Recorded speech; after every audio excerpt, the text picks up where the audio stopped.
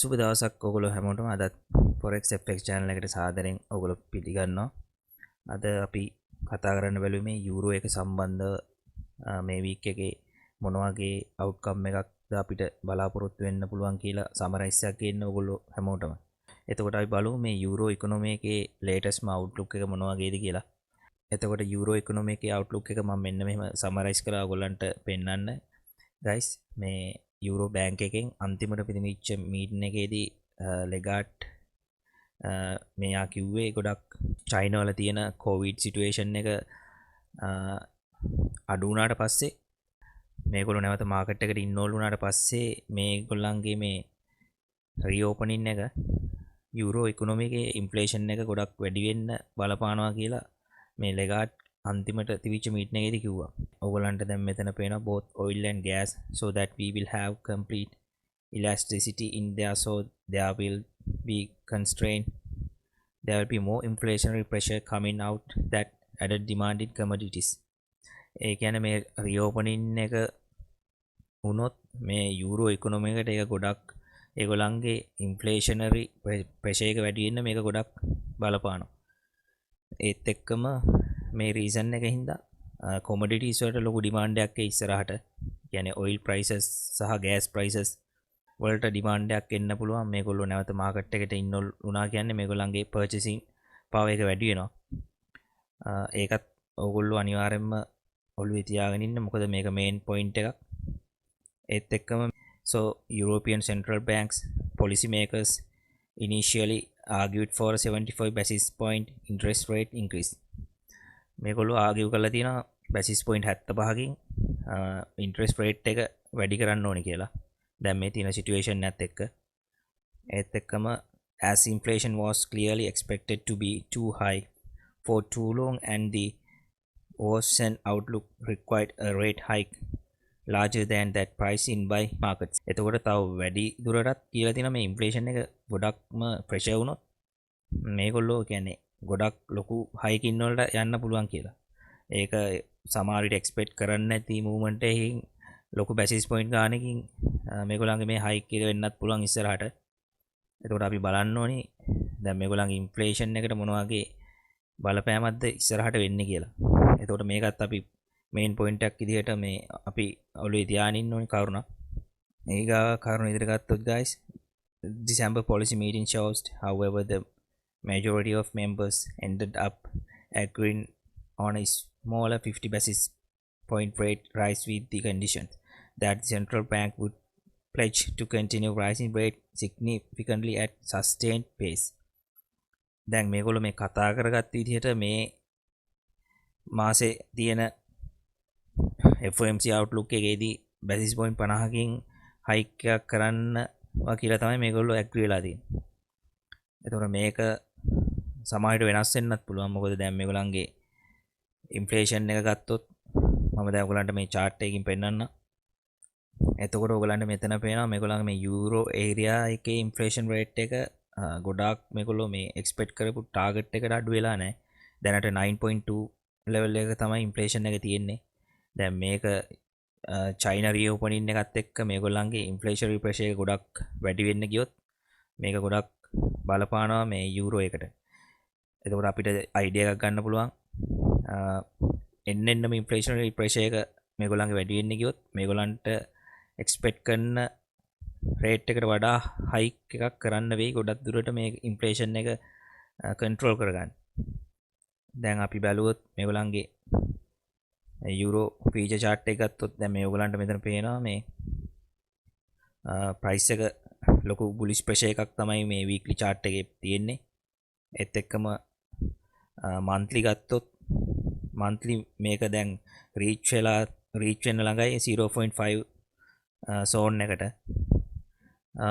ඒකත් පොඩ්ඩක් අපි note කරගෙන ඉන්න ඕනේ. ඒ වගේම monthly strong resistance level එකකට දැන් price එක reach වෙන්න ගොඩක් possibility එකක් තියෙනවා. එතකොට daily ගත්තොත් දැන් මේ ඔයගලන්ට මෙතන clearly පේනවා හොඳ අප්ට්‍රෙන්ඩ් එකක් තමයි ප්‍රයිස් එක තියෙන්නේ. දැන් මේ දීලා තියෙන යුරෝපියන් සෙන්ට්‍රල් බැංක් එකේ අවුට්කම් එකත් එක්ක අපිට විශ්වාස කරන්න පුළුවන් ඉස්සරහට මේ ට්‍රෙන්ඩ් එක කන්ටිනියු වෙගෙන යයි කියලා. මොකද දැන් ඉන්ෆ්ලේෂන් රේට් එක මේගොල්ලන් ගොඩක් ප්‍රෙෂර් වෙන්න පුළුවන් නිසා.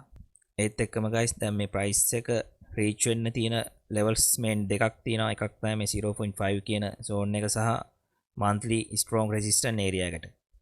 ඒතර මේකත් අපි අවධානයෙන් ඉන්න ඕනේ. මොකද දැන් price එක bullish trend එකක තියෙන නිසා ගොඩක් දුරට pull back එකකින් පස්සේ price movement එක දෙන්න පුළුවන්. එතකොට මේක තීරණය වෙන්න බලපාන සාධක විදිහට අපි බලමු ඉකොනොමික් කැලෙන්ඩර් එකේ දැන් ඉස්සරහට මොනවද මේ රිලීස් වෙන්න තියෙන මේන්ලි ඉවෙන්ට්ස් කියලා. දැන් ඕගොල්ලන්ට පේනවා මෙතන ගත්තොත් ජනවාරි 24 වෙනිදා ඒ කියන්නේ හෙට රිලීස් වෙන්න තියෙන යුරෝ කන්සියුමර් කොන්ෆිඩන්ස් එක යුරෝ ඒරියා එකේ. එතකොට මේක ගොඩක් පොසිටිව් වුණොත් මේක ගොඩක් යුරෝ වලට පොසිටිව් වෙයි. මොකද කන්සියුමර් කොන්ෆිඩන්ස් එක වැඩි වෙනවා කියන්නේ බයින් පාව එක ඒ වගේම මිනිස්සුන්ගේ තියෙන කොන්ෆිඩන්ස් එක විශ්වාසය වැඩි වෙනවා. අපි බලමු මේ ඩේටා වලින් මොන වගේ අවුට්කම් එකක්ද එන්නේ කියලා. මොකද මේ ඩේටාත් අපි ફોකස් කරලා අපිට ඊට පස්සේ හොඳ එන්ට්‍රි එකකට යන්න පුළුවන් මේ වීක් එකේ. ඊට පස්සේ ගත්තොත් ECB ප්‍රෙසිඩන්ට් ලෙගාඩ් ස්පීච් එක තියෙනවා. මේක අනිවාර්යයෙන්ම most important මේ ස්පීච් එකක් වෙනවා. දැන් මෙයා අන්තිම සතිය කියපු දේත් එක්ක මෙයා කිව්වේ ගොඩක් මේ unexpectedly hikings වලට යන්න පුළුවන් මේ වෙන අවස්ථාවක් ආවොත් අනිවාර්යයෙන් මේ දේ කරන්න වෙනවා කියලා. ඒත් එක්කම ගත්තොත් මේ ජර්මනිය සම්බන්ධව consumer confidence එකත් most important. මේක ගොඩක් positive වුණොත් ඒකත් ගොඩක් යුරෝ වලට positive වෙයි. ඒ වගේම ගත්තොත් S&P Global Service PMI එක. එතකොට manufacturing section එකේ මේ release වෙන data එක ගොඩාක්ම important වෙනවා. මොකද මේගොල්ලන්ගේ production එක මොන වගේ service sector එක සම්බන්ධව වැඩි වෙනවද අඩු වෙනවද කියන එක අපිට මේකෙන් බලා ගන්න පුළුවන්. ඒ වගේම manufacturing PMI එක හොඳ main indicators ටිකක් තමයි මේ economic සම්බන්ධව මේ release වෙන්න තියෙන්නේ. එතකොට අනිවාර්යයෙන්ම guys මෙන්න මේ president ලෙගාඩ්ගේ ස්පීච් එක ફોකස් කරන්න ඕනි අනිවාර්යයෙන්ම.